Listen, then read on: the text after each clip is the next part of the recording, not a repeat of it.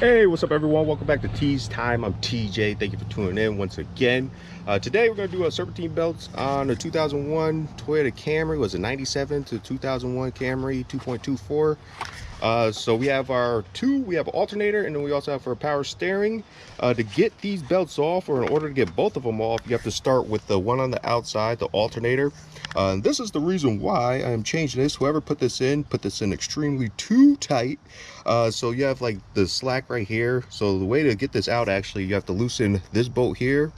Loosen this, but do not remove it. And the same with that, loosen it, but you do not have to remove it. And this is what you use to get the slack out of it. So tighten it down, take slack out, loosen it, take slack out. So we need to take slack out of that. So let's start with this one, and then we'll work our way down to the bottom one, the power steering. It's deep down in there, you can't really see. I do have my tire off, so we could gain access, make life a little easier from down below, but we'll get into that in a second. But that's where the adjustment bolt is for that one. So 14 there, and 12 millimeters there.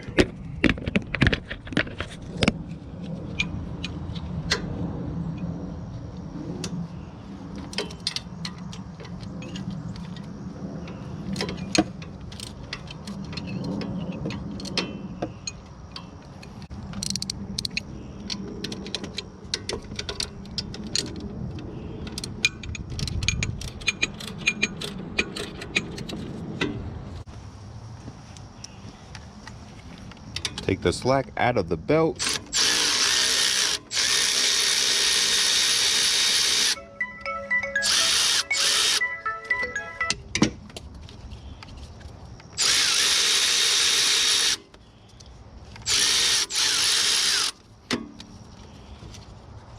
And that gets that belt off.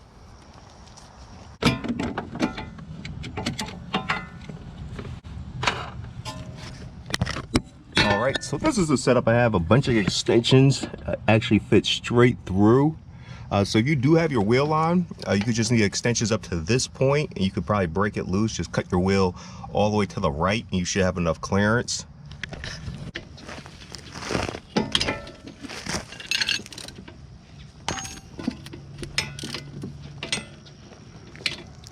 Alright, so that's how you break it loose. I don't know if Superman put that on, but it was dang tight.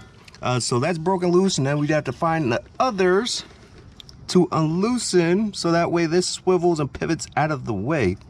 So you have your adjuster right there, that one, and then up there is the top pivot bolt that you have to remove. The wrench is on it. You have to follow that right there. Loosen that, and then you just pull down, and it gives you enough slack to get that off. And it's out. All right, and the belt is much more happier. You have some play in it. You need some slack. You don't need these tight. You don't need to be eating up bearings. Yeah, so just keep that in mind.